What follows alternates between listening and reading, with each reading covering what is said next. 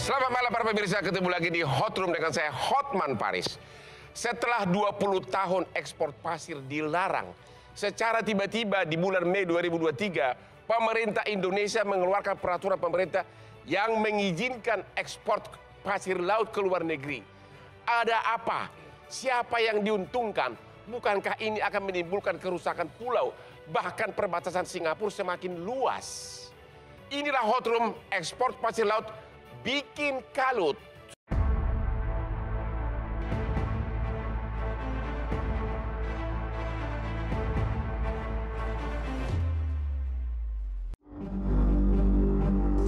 Kita harus bekerja dengan sekeras-kerasnya untuk mengembalikan Indonesia sebagai negara maritim. Samudra, laut, selat, dan teluk adalah masa depan peradaban kita.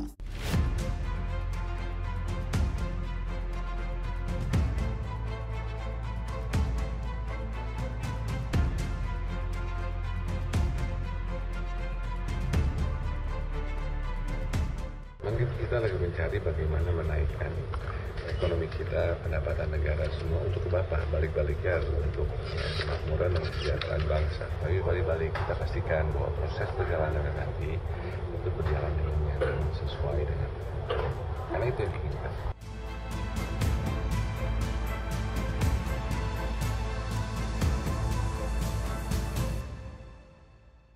Sebelum mulai perdebatan ini, seperti biasa, Hotman otaknya tidak jalan tanpa didahului minum kopi kesayangan, white coffee, kopi luwak. Kopi terbaik. Oke, sudah hadir di tengah-tengah kita Bapak Menteri Kelautan dan Perikanan. Pak Menteri, 20 tahun ekspor pasir ini dilarang. Tiba-tiba keluar peraturan bulan Mei mengizinkan. Ada apa? Bukankah ini menguntungkan Singapura? Pula-pula kita sudah banyak yang punah gara-gara pasirnya diuruk, digali, dibawa ke luar negeri. Apa motivasi sehingga pemerintah tiba-tiba mengizinkan ekspor pasir ini? Jadi begini, Bang. Saya ditugaskan oleh Bapak Presiden untuk menjaga laut kita tetap sehat. Dan menjaga laut tetap sehat. Menjaga laut tetap sehat. Ya. Laut ini adalah sumber kehidupan buat cucu kita ke belakang. Jadi kalau lautnya nggak sehat, kita nggak akan bisa ngirup udara, nggak bisa minum air bersih dan seterusnya. Nah, di dalam laut itu ada satu ekosistem, dimulai dari pesisir sampai ke laut, yang masih bisa ditembus oleh matahari. Di situ ada mangrove, lalu ada padang lamun, kemudian ke tengah sedikit ada koral, kemudian ada lumpur yang timbul tenggelam. Itu semua punya makna yang sangat luar biasa setelah saya belajar. Jadi artinya itu tidak boleh rusak. Tapi yang terjadi, Abang bisa lihat di sekitaran kita saja itu reklamasi itu banyak terjadi. Yang menjadi pertanyaan saya adalah reklamasi itu harus apa? Saya belajar reklamasi itu harus menggunakan pasir laut. Saya bertanya, yang terjadi adalah pulau diambil. Nah, kalau Abang bisa lihat, itu beberapa bulan terakhir, 6 bulan terakhir kita itu nyegelin. Contoh Pulau Rupat yang sedotin pasirnya untuk reklamasi. Kita segel. Di mana-mana kita lakukan itu semua. Itulah yang sebetulnya mendasari kemudian kalau begini caranya harus diatur. Karena di laut sendiri kebetulan Indonesia ini bonus demografi. Bonus demografi, putaran arus di Indonesia ini. Yang setiap tahun, setiap hari, setiap detik. Akibat dari putaran arus itu peristiwa oseanografi namanya yang pasirnya itu akan ngumpul terus. Yang nanti lama-lama kalau didiamkan dia akan menjadi pulau timbul, istilahnya begitu. Pulau timbul. Itulah yang harus dimanfaatkan karena kalau tidak dia akan menutupi terumbu karang, menutup jalur alur pelayaran karena Indonesia ini memiliki 3 jalur alki, ya kan? Yang kalau itu tidak diambil juga akan menutupi dan akan mengganggu. Nah, kemudian yang kita pikirkan adalah kalian boleh melakukan reklamasi sepanjang kita berikan izin misalnya menurut ketentuan bisa, tapi reklamasinya harus menggunakan pasir sedimentasi, pasir hasil sedimentasi. Nah, itu jadi secara teknis boleh. Di mana sedimentasi? Kita sudah mendeteksi bahwa di laut kita ini banyak sekali sedimentasi yang jumlahnya begitu besar. Untuk menentukan di mana yang tepat, itu akan ditunjuk melalui tim kajian. Jadi di PP itu tidak menyebutkan bahwa PP itu mengizinkan ekspor, bukan. PP itu mengatur pengambilan pasir sedimentasi yang bisa digunakan jadi, itu. PP itu bukannya diizinkan ekspor ke luar negeri. Bukan, izin ekspor harus ada lagi izin dari SDM. Oke, memang. Gitu. Tapi kan izin secara formalitas perlu, tapi dengan PP ini boleh mengekspor tentu dengan izin tersendiri, begitu? Dengan izin tersendiri. Sedangkan 20 tahun dilarang? Tunggu dulu, selama pasirnya itu adalah hasil sedimentasi. Oke. Ya, jadi bukan pulau. Jadi jangan salah. Kalau dulu 20 tahun itu tertutup, nggak boleh? Kalau dulu 20 tahun yang lalu, yang diambil tuh pulau-pulau. Ya maksudnya 20 tahun, selama 20 tahun sebelum peraturan ini memang nggak boleh ekspor alasan apapun? Iya, nggak boleh. Oke, kita lihat dulu grafis berikut ini, Pak. Oke, huruf D, ya ini nih. Boleh ekspor. Tentu ada syaratnya. Sepanjang. Kalau dulu kan total dilarang. Ya. Jadi dengan peraturan ini sudah menjadi dasar ekspor pasir laut ke luar negeri boleh dengan menunggu peraturan teknis. Ya. Terus masih ada? Ini adalah syarat-syarat daripada terutama ayat 2. Pemanfaatan di laut diutamakan untuk memenuhi kebutuhan dalam negeri. Pertanyaannya adalah ini Bang. Ya. Dia boleh apabila mendapatkan izin. Ada yang kontra di luar mengatakan sebenarnya ini untuk kebutuhan Singapura, katanya. Benar nggak itu? Kita nggak lihat itu. Karena kita kalau landing ke Singapura, kita lihat Singapura itu negaranya sudah makin luas, lautnya sudah ketutupi oleh pasir, jadi pulau buatan. Tapi di UNCLOS kan juga disebut dia tidak akan melewati dari batas internasional. Bagaimana mengontrol para pengusaha ini tidak mengeruk pasir itu sampai ke dasar laut? Ada syarat teknis ya, Bang. Di dalam bagaimana situ pengawasannya, Pak? Ada, kita punya satelit yang bisa memonitor dan kemudian alatnya juga harus kita monitor. Alatnya pun kita monitor. Pasir yang mau diambil saja harus ditentukan oleh tim kajian. Pertanyaannya begini, untuk kebutuhan reklamasi dalam negeri aja masih butuh. Ya, kenapa harus diizinkan untuk ekspor? Kita belum mengizinkan ekspor. Yang tapi saya izin di PP tadi boleh? Di PP boleh kalau pemenuhan dalam negeri sudah cukup. Kalau pemenuhan dalam negeri cukup? Iya, kalau nggak cukup ya enggak. Tapi itu kan idealnya. Tapi tiba-tiba ntar perusahaan ini sudah ngantongan izin. Itu salah satunya tugas Bang Hotma untuk kemudian mengawasi juga. Begitu? Iya dong. Dalam negeri masih ada. Kenapa kamu sudah dikasih? Apa kalau sampai ekspor ini dilakukan, berapa keuntungan ekonomis dari negara? Ada nggak keuntungan? Atau pengusaha yang untung? Ya, sebetulnya kita lihatnya tidak hanya keluar negeri. Dalam negeri pun kalau dia ngambil hasil sedimentasi itu, dia harus bayar kepada negara. Jadi artinya kalau toh misalnya seluruh kebutuhan dalam negeri terpenuhi lalu masih ada sisa yang kemudian dijual keluar, ya apalagi pasti lebih mahal dari apa yang di dalam negeri. Tapi kan gitu. Sangat terlalu umum seluruh kebutuhan dalam negeri. Sementara reklamasi untuk seluruh Indonesia kita belum tahu kebutuhannya berapa. Ya, ini juga belum bisa dijalankan. Nanti bersamaan tiba-tiba sudah pengusaha ini, BUMN ini tiba-tiba sudah ngantongin izin ekspor, sudah menguruk sebanyak mungkin dan menghasilkan uang yang sangat banyak. Di dalam peraturan itu kalau boleh dikeluarkan, salah satunya harus ada perencanaan untuk tujuan kemana. Untuk tujuan yang reklamasi di mana? Pertanyaannya apa untungnya? Kenapa harus boleh ekspor? Apa untungnya? Kami tidak fokus kepada ekspor. Tapi kan boleh. Ya, tapi kan bukan dari kami yang mengizinkan. Itu peraturan pemerintah boleh. Iya, tapi kan harus ada izin lagi ke sana. Iya, tapi kan presiden yang dengan peraturan pemerintah ini mengatakan izin ekspor pasir boleh. Tentu nanti Menteri Perdagangan akan mengeluarkan teknis perizinannya. Kalau untuk kepentingan dalam negerinya masih belum terpenuhi, tentu nggak akan kita kasih dong, Pak. Berarti nanti Menteri Kelautan akan benar-benar mengawasi setiap izin ekspor. Iya, seluruh lini bahkan ada petugasnya. Petugas untuk yang ngambilnya itu. Menteri SDM gimana peranannya? Ikut di dalamnya. Ikut. Untuk mengecek apakah materialnya itu ada kandungan yang punya nilai lebih tinggi. Bagaimana bisa mengetahui kandungan? Karena kan yang laku dijual ke luar negeri itu lumpur atau pasir. Pasti jawabannya pasir. Pasir itu adanya di dasar laut. Ya. Sementara lumpur, benar memang tujuan pemerintah bagus itu bahwa lumpur menutupi terumbu karang. Terumbu karang itu benar. Tapi kan yang dijual ke luar negeri bukan lumpurnya, tapi pasirnya. Di dalam negeri juga butuhnya pasir. Nah, iya makanya. Iya, untuk dalam negeri dulu dong. Pada akhirnya pasir yang diambil dari bawah laut untuk dijual ke luar negeri dan itu nggak mengancam tenggelamnya beberapa pulau seperti katanya di perbatasan Singapura. Sedimentasi tidak mengancam pulau, Bang. Ngambil pasir pulau, itu mengancam pulau. Pertanyaannya itu situ, yang Pak. kita cegah. Ya, saya ngerti. Iya. Sedimentasi tidak mengancam pulau. Tapi kan yang diekspor itu bukan sedimentasinya, tapi pasirnya. Sedimentasi itu isinya pasir.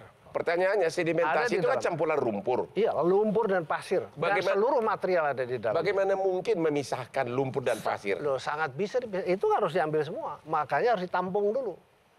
Kemudian dicek oleh lembaga yang berkompeten terhadap itu. Apakah ada material yang lain? Berarti sangat kompleks pengawasannya. Sangat kompleks pengawasannya. Ada teknologi. Sedikit, Bapak setuju kalau sedikit kurang pengawasan, ini akan berakibat fatal. Iya. Terhadap lingkungan hidup. Dan saya akan tuntut itu. Dan saya akan gunakan Bang Hotman untuk jadi lawyer saya. Maksud saya itu. Daripada pusing-pusing, kenapa harus diizinkan ekspor itu gitu loh? Loh, enggak apa untungnya? Kalau enggak dalam negeri ngambil bebas dong kalau gitu. Gimana caranya? Saya ngerti. Dalam negeri boleh, coba dalam negeri izinkan. Ya. Yang pertanyaan sekarang kan pro dan kontra, kenapa ekspor boleh? Gitu kalau dalam negerinya sudah selesai penuh terus masih ada, masa nggak boleh? Kan itu pendapatan negara, itu kan bonus demografi. Ada pendapat ini lobby dari pemerintah Singapura, benar nggak? Enggak ada, saya nggak pernah di lobby. Siapa yang lobby? Ya mungkin bukan apa level atas kan? Enggak juga. Ya? Saya pengen di lobby sama abang, tapi belum di lobby sama bang. Nah, nanti untuk izin ekspornya ini kira-kira kapan mulai dikeluarkan dan apakah sudah ada tim khusus untuk pengawasan? Itu sangat kompleks, Bang. Yang pertama adalah kita bentuk tim kajian dari berbagai unsur, termasuk Greenpeace, termasuk lembaga-lembaga swadaya masyarakat, bahwa lumpur ini sudah mengganggu laut kita. Bahwa lumpur ini sudah membuat tidak sehat karena terumbu karangnya sudah banyak yang ketutup. Untuk itu harus diambil. Oke, diambil. Boleh diambil, wilayahnya di sebelah mana, dan ditetapkan. Setelah ditetapkan oleh tim kajian yang terdiri dari berbagai lembaga termasuk SDM, lingkungan hidup dan sebagainya. Sudah oke, itu kemudian dipindahkan. Dengan menggunakan apa? Dengan alat khusus. Kapal tertentu nggak boleh sembarang kapal hisap. Kapal yang betul-betul mampu menjaga lingkungan itu tidak rusak. Digeser dia, lalu setelah digeser, ada kebutuhan perencanaan. Untuk kepentingan reklamasi di mana? Dia harus cantumkan, reklamasi di situ. Sudah penuh semua. Sisanya nih udah selesai, kalau mau diekspor, itu pendapatan negara karena dia menjadi barang mata yang bebas. Kan begitu. Oke, pertanyaan terakhir. Jadi Bapak berani pasang badan, kalau akhirnya nanti terbukti ekspor ini merugikan, bikin pulau-pulau kita punah, tenggelam, maupun lingkungan hidup jadi rusak. Selama dijalankan secara ketat, sesuai dengan PP itu. Dan kemudian PP itu juga turunannya melalui peraturan-peraturan menteri yang ketat yang melibatkan semua pihak tadi. Selama itu dijalankan, saya berani pasang badan. Oke, kita akhiri diskusi kita dengan Bapak Menteri yang ganteng ini dan sampai ketemu di segmen berikutnya. Foto ya, Bang, foto.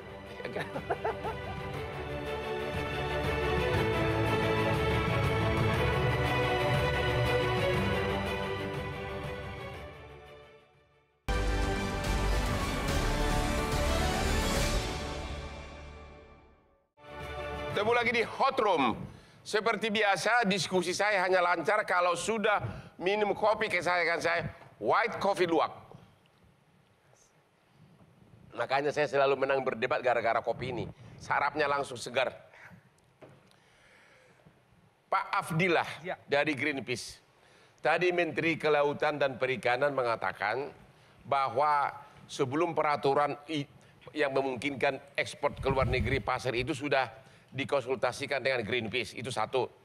Dan yang kedua, apakah Greenpeace setuju peraturan ini? Yang ketiga, Pak Menteri mengatakan tadi, yang diuruk itu bukan pasir lautnya, katanya sedimentasi, yaitu campuran lumpur dan pasir, kemudian dipecah pasirnya yang diekspor. Apakah itu realistis atau tidak? Ya, pertama Bang saya ingin tegaskan dulu, sampai hari ini tidak ada pembicaraan apapun antara Greenpeace dengan KKP. Kami tidak dalam posisi mendukung, bahkan kami meminta pemerintah, terutama KKP, ke Bapak Presiden, untuk segera mencabut. Alasannya? Karena PP ini berbahaya. Berbahaya apa? Berpotensi untuk menghancurkan lingkungan. Sampai hari ini kami tidak menemukan ada tambang yang tidak menghancurkan. Dia akan merusak ekosistem, kemudian mematikan semua potensi perikanan yang ada, dan ketika tambang bawah laut itu dilakukan, secanggih apapun teknologinya, sampai hari ini dia akan merubah kontur dasar laut. Dia akan menghisap semuanya. Di Makassar tahun 2020 kapal paling canggih milik Bos Kalis melakukan penambangan dengan teknologi yang paling canggih. Dampaknya apa yang terjadi? Ruang tangkap nelayan hancur berantakan. Sampai hari ini masyarakat Kodingareng tidak bisa melaut. Dan tidak ada yang mengganti rugi. Itu sama sekali. Dan pasirnya dihisap untuk pembangunan Makassar Newport. Proyek strategis nasional. Negaralah yang menghancurkan masyarakat. Itu yang pertama. Secara ekonomi, secara sosial, ada konflik yang terjadi. Dan celakanya ketika konflik itu terjadi antara pemerintah dengan masyarakat, ya pemerintah punya kuasa untuk memobilisasi aparat dan dikriminalisasi lah beberapa orang teman-teman di situ. Berikutnya Bang, kita sudah belajar di 2003 itu, kerugian kebocoran negara itu lebih dari 90%. 5.000 triliun lebih yang bocor. Bocor kemana? Nggak tahu. Karena yang dilaporkan itu hanya 8-3%. Kerugian negara. Akibat? Tambang pasir ini.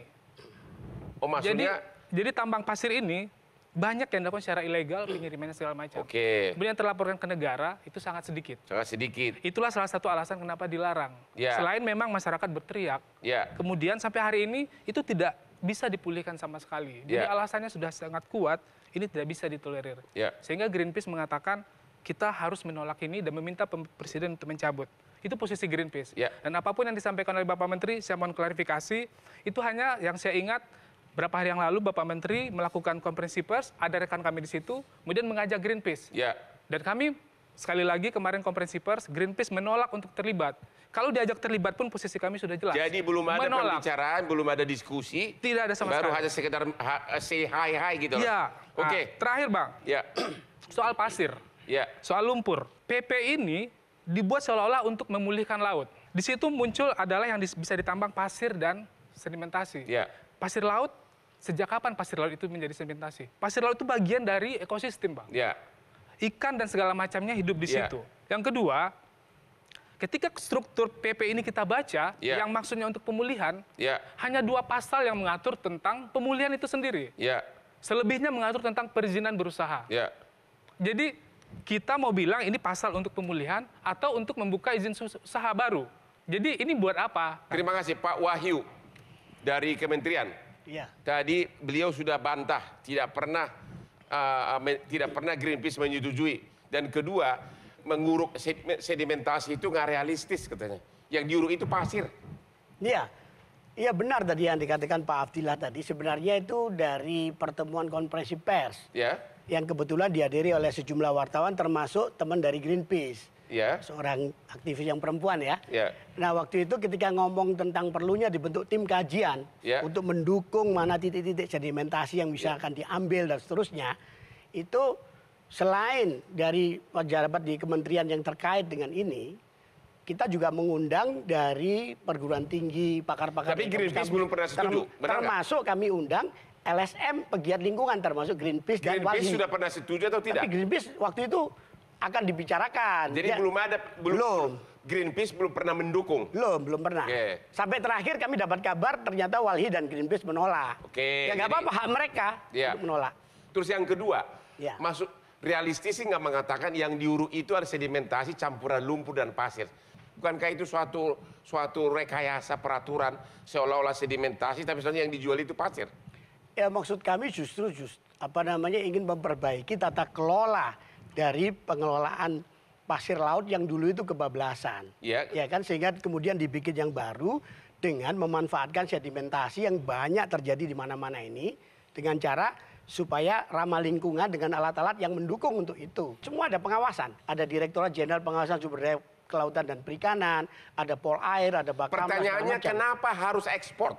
Itu pertanyaannya. Kita butuh uang atau memang Singapura yang butuh? Atau hasil lobby Singapura? Enggak ada itu urusan lobby-lobby segala macam. Yang penting seperti spirit di dalam peraturan pemerintah tersebut, prioritas adalah untuk kebutuhan domestik. Ini lebih baik Bang daripada dulu-dulu yang kita nggak tahu rezim penambangan itu dari pasir yang kemudian membuat pulau-pulau kemudian tenggelam dan seterusnya. Nah kemudian kaitannya dengan Singapura misalnya terhadap ekses dari apa yang sudah diambil. Kalau misalnya domestik sudah cukup, ya boleh dong diekspor. Tentu saja setelah memenuhi syarat dan rukunnya. Jadi kalau udah cukup boleh diekspor. Boleh. Pak Angga Wira, ya. Iya Bang. Apa ini memang benar desakan daripada pengusaha tambang khususnya? Saya rasa pertama kita apresiasi ya. Apresiasi. Karena bakal menghasilkan duit bagi pengusaha. Apresiasi karena tentunya tadi ada perbaikan tata kelola. Ini kan penting ya, karena kan sudah 20 tahun kan. Tidak bisa juga 20 tahun tertutup. Iya, didiamkan begitu saja karena faktanya memang di dalam negeri kan pemanfaatannya juga terus dilakukan gitu loh Bang. Nah ini kan juga perlu kerangka hukum, aturan-aturan yang clear dan juga dari sisi pengawasan yang tadi. Yang mendesak pengusaha lokal atau pemerintah negara asing? Enggak ada, saya rasa untuk kepentingan dalam negeri juga sudah cukup banyak sekali gitu loh. Jadi kita nggak melihat dulu keluar lah, tapi di dalam negeri juga sangat-sangat dibutuhkan dan perlu aturan yang clear, terutama dari sisi pengawasan. Itu yang kita juga ingin sampaikan berulang kali ya, ketika kita dimintakan pendapat, kita sepakat bahwa pengendalian itu adalah penting gitu ya. Jangan sampai tadi, karena saya yakin juga kemanfaatan laut ini banyak sekali gitu. Jangan sampai dengan ada kebijakan ini membuat kerusakan yang lebih parah lagi. Saya rasa dalam penyusunan aturan ini kan sudah melibatkan ya, baik dari para ahli perguruan tinggi gitu Bang ya. Mungkin itu juga saya rasa, nah itu juga perlu kita awasi secara sama. Gimana Pak Greenpeace? Ya, tidak pernah ada Pak. Hari ini di akademisi berteriak, kenapa PP ini sampai muncul? Terus yang tadi saya mau jawab soal bagaimana bisa memisahkan. Abang, kapal Boskalis itu ketika mengangkat pasir, kemudian dia campur dengan air, lumpurnya turun Bang. Yang diangkat itu cuma pasir. Jadi yang diambil itu hanya pasir. Lumpurnya dibuang lagi. Artinya, karena lumpur dia akan mencair dengan air. Tujuan mau buang lumpur, tetap lumpurnya kembali lagi. Iya. Berarti bertentangan dengan tujuan undang-undang ini. Itu sudah alat penambangan yang paling canggih di dunia, milik PT Boskalis. Dia dikontrak oleh beberapa negara untuk melakukan reklamasi, termasuk kita, Jakarta. Tapi apa yang dilakukan oleh kapalnya, kami menginspeksi ke dasar laut di Koding Areng itu. Lumpur yang ada sekarang, Bang. Ini hanya greenwashing ala pemerintah. Seolah baik, Anda mengatakan ini hanya rekayasa agar bisa ekspor pasir ke luar negeri. Iya. Kita istirahat dulu, kita akan nanya nanti kepada nelayan dan juga kepada wakil kita di DPR. Sampai ketemu.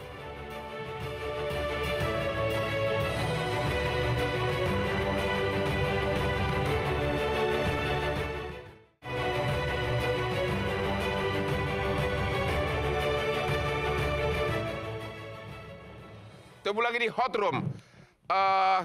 Melalui Zoom saya mau bertanya kepada Amin Abdullah, Ketua Lembaga Pengembangan Sumber Daya Nelayan, PSDN, melalui Zoom. Dari pengalaman Bapak, kerugian nelayan akibat pengambilan pasir laut, apa yang Bapak pernah alamin? Jadi kami di Lombok, tepatnya di Kabupaten Lombok Timur itu sudah mengalami beberapa pengalaman ya tentang pasir laut. Terutama di tahun 2016 kami kami berkampanye, kami melawan pengambilan pasir laut oleh PT WTBI untuk Teluk Benoa ya. Jadi kami pada waktu itu kampanye melawan pengerukan itu karena apa? Pengerukan itu musibah bagi kami. Karena tempat lokasi dia menambang pasir laut itu adalah di fishing ground nelayan yang berakibat kepada keruhnya air laut, kemudian rusaknya tidak lagi bisa bertelurnya berbagai macam jenis ikan, terutama hasil tangkapan nelayan berupa cumi-cumi, kemudian bermigrasi, kemudian banyak lagi ya yang terjadi dari dampak diambilnya atau dikeruknya pasir laut yang ada di Selat Alas di Kabupaten Lombok Timur waktu itu. Kerugiannya luar biasa bagi nelayan, baik sosial maupun ekonomi dan ekologi ya. Nelayan tidak karena dikeruk di fishing ground-nya di wilayah Selat Alas, maka dia pergi ke Sumba untuk menangkap cumi-cumi karena di wilayah itu sudah tidak ada lagi. Mengapa sudah tidak ada lagi ikan? Karena yang tadi itu, bahwa terjadi tingkat kekeruhan, kemudian rumahnya dihancurkan, tidak lagi makhluknya dihancurkan, tapi ini rumahnya dihancurkan. Rumah ikan, tempat dia bertelur, tempat dia berpijak, tempat dia bermacam-macam di situ, berkembang biak. Jadi itu dihancurkan karena pengerukan itu. Jadi Bapak menentang peraturan ini yang memungkinkan pengerukan pasir untuk diekspor ke luar negeri? Sangat menentang, Pak. Itu musibah bagi kami sebagai masyarakat pesisir atau nelayan. Musibah. Karena apa? Masyarakat Lombok itu di tahun 2022 musibah juga, di mana ekspor benih lobster. Nah sekarang ini tidak lagi benihnya yang dilarang diekspor, yang diekspor, tapi rumah dari lobster ini yang dihancurkan. Ya. Ini fatal bagi negara ini. Oke, terima kasih. Sekarang kita tanya kepada Pak Slamet dari Komisi 4 DPR dari Partai PKS. Ya. Apakah Bapak dan terutama DPR setuju terhadap peraturan pemerintah ini? Jadi pemerintah harus jujur. Catatan saya yang pertama seperti itu. Ya. Kenapa? Jangan sampai kemudian niat baik ini ada penumpang gelap. Itu yang ada penumpang gelap? Iya. Menurut Bapak siapa penumpang gelap? Ya kepentingan ekonomi. Yaitu siapa? Swasta atau negara asing? Yang jelas pasti swasta. Ada katanya negara Singapura yang melobi, benar nggak itu? Sangat mungkin itu terjadi. Karena kalau kita turun dari pesawat ke Singapura, negara Singapura itu semakin luas. Lautnya sudah ditutupi oleh sudah ditutupi oleh pasir, sudah jadi pulau tersendiri. Iya. Ya makanya artinya pemerintah harus jujur kepada rakyat, kepada masyarakat. Jangan sampai kemudian kepentingan ekonomi mengalahkan semuanya. Berikutnya ini kita sebut dengan ekosistem, Pak. Kalau kemudian sistemnya rusak satu, maka akan kemudian ini berakibat. Yang tadi kita singgung, alih-alih kemudian pemerintah hari ini akan menurunkan nilai kemiskinan, tetapi justru akan muncul kemiskinan-kemiskinan yang baru. Oke, ekonomi ada, tapi pertanyaannya siapa yang diuntungkan? Pengusaha seberapa banyak? Tetapi ribuan bahkan jutaan nelayan yang kemudian akan mendapatkan efek yang pada akhirnya buru-buru meningkatkan ekonomi. Kemiskinan yang akan turun. Pak Wahyu. Ya. Bagaimana ini? Bagaimana kehebatan Bapak Kementerian mengawasi di bawah laut dengan teknologinya aja nggak punya? Ya itu tantangannya memang. Karena kalau belum siap kenapa keluarin peraturan gitu loh? Ya kita siap. Siap pakai apa? Nggak punya alat? Ada banyak, ada teknologi satelit, air surveillance, Pak Wahyu, jadi mohon maaf saya potong. Jadi kita boleh bermimpi tapi jangan over gitu. Artinya gini. Oke, masalah anggaran ini menjadi problem utama gitu ya. Pengawasan hari ini. Katanya peralatan Kementerian Kelautan benar-benar belum punya gitu loh. Akuin aja gimana? Ada. Kemampuannya belum sampai di situ, Pak. Ya. Personalnya juga sangat terbatas. Ya. Apalagi yang di bawah laut, Pak. Jadi ini bisa jalan dengan baik. Tadi disampaikan Pak Menteri, ini tergantung di pengawasan. Dan saya sebagai DPR meragukan pengawasan itu, Pak. Setuju. Saya meragukan dengan proses pengawasan itu. Saya mau mengoreksi dari pendapat dari dua Bapak tadi. Termasuk juga yang dari Zoom tadi. Sebenarnya ini mereka keliru. Mindsetnya adalah mindset tambang. Tambang. Ini nggak ada. Ini urusan rezimnya bukan tambang, tapi pengelolaan atau pengambilan pembersihan sedimentasi. Betul. Ini dibedakan, Bang. Nah, sedimentasi itu, ini ya negeri kita alhamdulillah Kemah Ripah Lojinawi banyak terdapat sedimentasi di berbagai titik hasil dari pertemuan arus laut yang memang harus diambil itu. Karena kalau tidak, dampaknya malah memperburuk ekosistem laut kita. Sedimentasinya, tapi kan waktu diangkat, lumpurnya katanya kembali ke laut, yang diambil pasirnya. Ya. Jadi makanya nanti tantangannya, lumpurnya tetap ada. Makanya tantangannya adalah nanti teknologinya seberapa jauh bisa ramah lingkungan. Karena itu kewajiban yang ditentukan. Artinya teknologi mengawasinya belum siap sebenarnya. Bukan teknologi untuk pengambilannya. Ya, artinya kita pemerintah pun belum siap, belum tahu cara pengawasan dan teknologi apa juga belum tahu. Ya kita lagi cari ini sekarang kalau ada lagi cari tapi sudah dikasih izin. Kan belum ada izinnya, Bang. Iya, tapi kan peraturan ini sudah tiba-tiba nanti kan ada payung hukumnya aja, nanti izin segala macam pada peraturan menteri. Kenapa bikin payung hukumnya sementara kita belum sanggup gitu loh? Loh, kita sanggup. Sanggup bagaimana? Peralatannya nggak punya? Peralatannya memang sudah dicari itu yang ramah lingkungan. Syaratnya. Artinya peralatannya belum ada. Indonesia belum mampu mengawasi pengusaha yang nanti mengeruk pasir sedimentasi, tapi udah keburu boleh. Peraturan pengusaha nanti dipersyaratkan harus punya kualifikasi bonafide itu termasuk punya alat-alat yang ramah lingkungan dan cara mengambilnya juga ramah lingkungan. Itu Bang yang menjadi catatan saya, jangan sampai kemudian pemerintah ini meyakinkan di awal janji-janji, kan sudah banyak di lapangan bagaimana masyarakat hari ini trustnya turun terhadap janji-janji awal itu. Greenpeace gimana? Iya, saya satu soal pembersihan. Ini pemerintah bermain-main dengan narasi, Bang. Kenapa begitu? Sampai hari ini tidak ada data potensi sedimentasi itu. Kemudian pembersihan, kalau mau logika ekologi, kalau mau membersihkan sedimentasi itu, Pak, jangan bersihkan di muara atau di laut, tapi hulunya dulu. Ya itu di mana? Dari mana sedimentasi itu datang? Karena kegagalan kita negara mengelola sumber daya alam di daratan ini. deforestasi, alih fungsi lahan, setiap hari saya hujan bisa mengirim. bantah. Sebentar, Pak. Hasil itu tidak hanya dari abrasi dan juga sebentar, Pak. di hulu. Iya. Tapi bisa juga karena arus laut. Oke. Jangan lupa. Itu yang pertama. Kalau mau membersihkan sedimentasi, hulunya dibersihkan dulu. Itu. Yang kedua, ini hasil oceanografi dan segala macam. Sampai hari ini tidak ada data kapal yang tersangkut karena oceanografi. Laut Jawa itu laut dangkal, Bang. Umurnya sudah jutaan tahun. Kalau itu memang berdampak negatif, mungkin sudah nggak ada lagi di Laut Jawa. Artinya sedimentasi itu belum menimbulkan akibat. Itu. Ada jadi ini sedimentasi ada. dong. Banyak dampaknya terhadap terumbu karang, ada jurnal ilmiahnya ini. Iya. Ada di Teluk Lampung, di Kepulauan Riau, di Papua. Pengurukan data itu tidak ada sampai sekarang. Ada di jurnal, Anda baca dong. Satu-satunya pengawasan yang bisa digunakan oleh pemerintah untuk memonitor kapal adalah namanya vessel monitoring system, yang satelit itu tadi. Kalau abang lihat itu hanya titik-titik keberadaan kapal, kemana dia bergerak, itu pun bisa dimatikan. Jadi gimana kita bisa melihat kapal itu ngambil apa, di mana, seberapa banyak? Anda belum ke comment center KKP sih, itu nggak bisa dimatikan, itu bisa dimonitor semua. VMS, EAS, segala macam, semua dilihat. Iya, punya seperti itu. Anda datang dulu, bahwa itu belum 100% iya. Tapi sekarang kita bicara tentang perikanan terukur kan juga masih masalah dengan data-data itu. Jadi artinya kita realistis. Saya sebagai itu apresiasi Pak, kalau ada niatan untuk meningkatkan PNBP. Cuma saya harus tadi pengawasan yang akan mengakibatkan pertama ekosistem akan rusak, kedua kebocoran PNBP yang masuk. Karena sistem pengawasannya belum jelas, alat pengawasannya masih lemah. Itu yang menjadi catatan kami, sehingga mau ada disiapin apa di KKP, kami kan mitra Pak, tahu bagaimana kemampuan KKP hari ini. Jadi Greenpeace dan DPR mengatakan sebenarnya Kementerian Kelautan belum siap.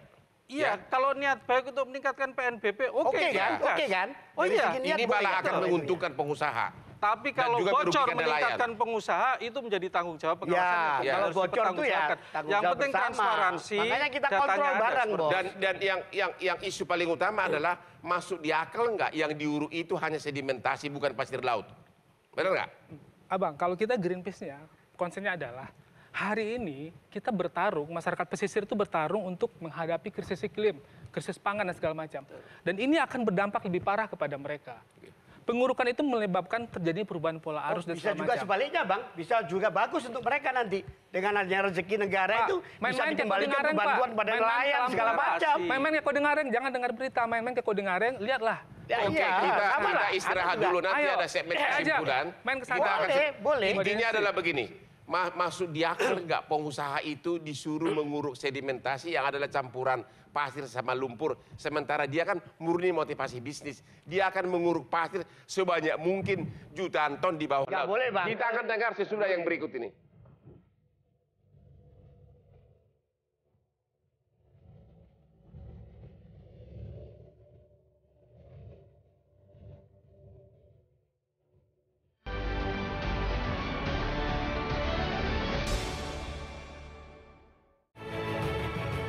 Ketemu lagi di Hot Room, Pak Wahyu. Bagaimana komitmen dari kementerian bahwa ini peraturan ini yang mengizinkan ekspor pasir ke luar negeri tidak merusak ekosistem, tidak merusak lingkungan hidup, tidak menghancurkan kehidupan nelayan? Jadi selain niat dari awal itu baik, maka proses pengambilan keputusannya dari hulu ke hilir itu harus proper dan benar. Harus dengan didasari landas kehati-hatian, harus juga transparan, harus juga mengedepankan ekologi, dan Pak Menteri berkali-kali mengatakan ekologi sebagai paling. Dan itu harus konsisten terus dilaksanakan. Untuk itu perlu dikontrol. Kami bukan apakah kementerian sudah siap? Karena peralatan nggak punya, stafnya nggak punya, anggaran nggak punya. Nggak punya, Bang. Punya anggaran. Kalau untuk mengawasi itu ada, walaupun memang terus terang belum cukup, belum ideal. Jadi ini anggaran KKP harusnya 12 triliun yang lalu, sekarang hanya dikasih 6 triliun. Oke, kalau gitu Greenpeace apakah, coba kesimpulan nih, apakah kementerian sudah sanggup mengawasi atau tidak? Ya, sudah lah Bang. Jadi gini, kita fokus untuk bagaimana menjamin kehidupan keberlanjutan negara kita ini ke depan. Kita negara maritim terbesar di dunia, kita butuh laut untuk ke depan. Jadi selesaikanlah, stop untuk berpikir mengekstraksi. Pulihkan laut kita. Hari ini kita sedang overfishing. Kemudian ancaman banyak sekali. Dokter, sedimentasi itu untuk memulihkan kesehatan laut, Bang. Justru itu. Anda mengatakan menguruk sedimentasi. Itu keliru juga. Abang Hotman ragu ya bahwasanya pengambilan sedimentasi itu bisa membedakan antara pasir dan lumpur. Kita ragu, Pak. Ya boleh, Anda ragu boleh. Nggak punya. Makanya masuk dalam tim kajian dong. Pak Amin dari pihak nelayan ini, apa kesimpulan Bapak? Apakah mungkin bahwa yang diuruk itu adalah sedimentasi, yaitu hanya lumpur dan pasir, atau memang pengamatan Anda malah pengusaha karena gila bisnis malah pasirnya yang diuruk sebanyak-banyaknya? Pak Amin?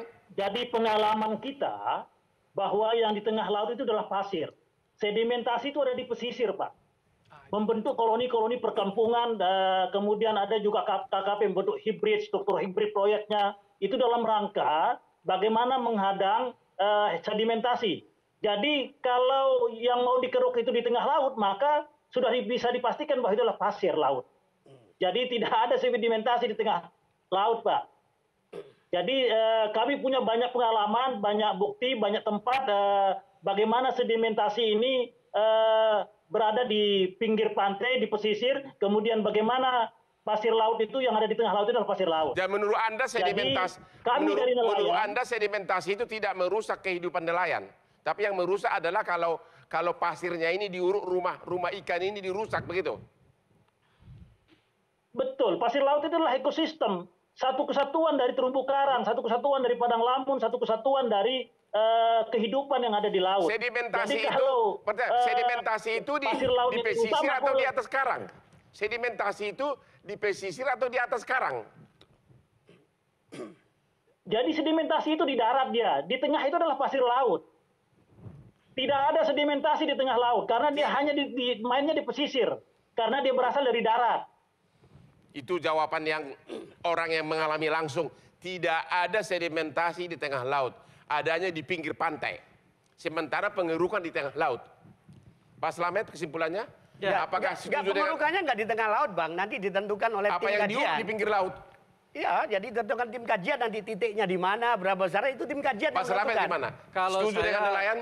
Kalau saya merunut dari mulai Undang-Undang Cipta Kerja sampai dengan turunannya hari ini menjadi satu rangkaian bahwa memang ini memberikan karpet merah kepada pengusaha. Bukan berarti negara kita nggak butuh pengusaha, Pak. Butuh. Tetapi bagaimana keseimbangan alam tetap terjaga, kemudian rakyat tidak dimiskinkan dengan pola-pola seperti ini. Sehingga turunannya mulai dari Undang-Undang Cipta Kerja, PP ini menjadi satu rangkaian. Jadi Anda mengusulkan agar PP ini dicabut?